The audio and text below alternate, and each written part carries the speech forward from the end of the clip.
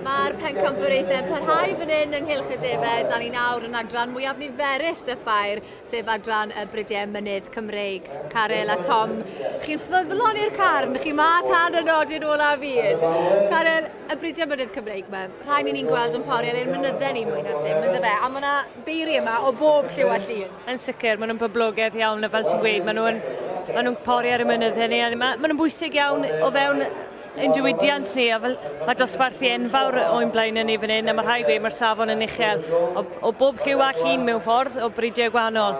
A mae'r ein yn allweddol yn dyn nhw, Tom, mi'n ei sŵr bod ein mynyddau ni yn edrych yn hardd, a i sicrhau bod gyda ni wedyn sylfa ni'n diadell lawr gwlad ni, achos croesi gyda'r bryd yma ni'n neud i gael yn diadell o croes Brydiau ni. Ie, rhain yw'r sylfa yn gallu gweud fan hyn, mae fe gyd yn dechrau yn y fe. Fan hyn mae'r brydio'n dechrau pan mae chi ar y defau croesfryd, eich mules, a wedyn defnyddio'r terminus airs ar ein i cael creu yr oen tew delfrydol.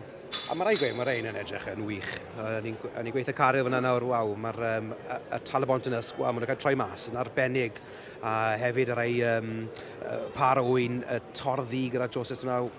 Mae rhyw meistr wedi bod yna yn paratoi rhywun ni, maen nhw fel pin mewn papur chwarae teg nhw. Beth bynnag mae'r teulu yma'n cyffwrdd, maen nhw'n dod mas o nhw i'r safon ucha eriod yn dyn nhw. Chrissy Joseph, mae'n drimiwr o fri, a sawl un arall o'r teulu? Yn sicr, maen nhw bob amser yn dod â gwartheg neu defaid allan yn safon uchel iawn. Ar hyn o bryd, ni'n gweld rhyw fath o restr fer, Mae da ni y Tregaron, o eiddo Gwen Samuel Glyn Farm Powys. Wedyn mae da ni y Talabont, o eiddo Kyle Mantle. Glais fer isaf, Powys, ac yna wrth gwrs teulu'r Josephs o Aberhonddu. Mae'r Defaid Penfrith yn yr... A ni wedi gobeithio gweld y Defaid Speckles yn cael ei tynnu mas o Garel, ond... Dim lwchryn! Nicyn ni gweld y teulu Abynodwydd yn cael tynnu mas. Welys nhw'n cael ei benadu ddoi mewn clas arbennig o 17 y beiri sy'n record i'r Defaid Penfrith Mynydd Cymru.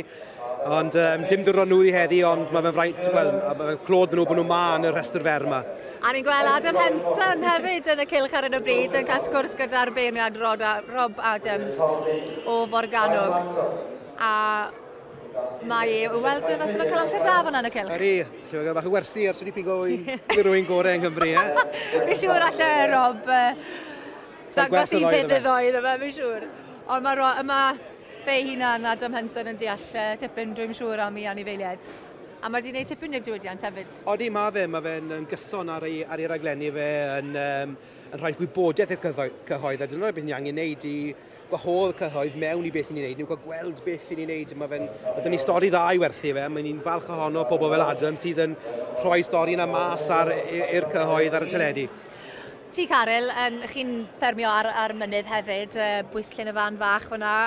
Mae fe'n ffarmo eitha caled yn dweud? Ydy, mae e'n wahanol math o ffarmo mewn ffordd, achos mae'n rhaid bod y diadell yn gyfarwydd â bod y mynydd. Chi'n ffili troi unrhyw ddafod i'r mynydd. Mae wedi cael ei chodi lan, ac mae'n dysgu o fewn bob cenhedlaeth, y cenhedlaeth nesaf o'r Defaid. So, ni'n lwcus iawn o'r mynyddoedd yma. Mae'n bwysig bod ni'n mynd i gobeithio cadw nhw fynd mewn blynyddoedd i ddod. A dyna pam, mae gyda nhw'r rhinweddau fel y gynffon hir i gysgodi'r gader yn y tywydd garw ar y mynydd, gwlan, trwchus hefyd yn dyfa, Tom, ar glist fach na a 4 cos sgwar yn dyfa. Ie, yn union, a petai, os ydych chi'n gweld tadau rhain y hyrdod, byddwch chi'n moyn y cemp, y gwlan tin a'r cemp fel yr ail layer hefyd.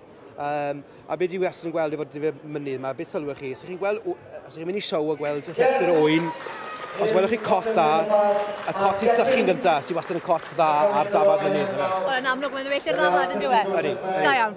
Wel, na fe, Carel, y canlyniad wedi dod. Chrissy Joseph. Ydy, mae wedi ennill fan hyn. O'r teg iddo fe, par dychyntllid o dda, wedi troi allan yn tip-top. Nes ti lygadu rheina, yn dweud? Do, yn y bar da. Diolch yn fawr i chi'ch doi am y sgwrs. Chrissy Joseph o Aberhonddu yn ennill adran y Brydiau Mynydd Cymreig, a chwarae teg. Mae yn stocman o fri. O hyd, y popeth mae fe'n troi mas, maen nhw'n sgleinio. Well, massive congratulations to you. Again, coming to the top. Well, having a go, isn't it? Having a go. Yeah, bit of fun, I enjoy it, and nice to be up here and involved in it all. So I'm just happy to be here, really.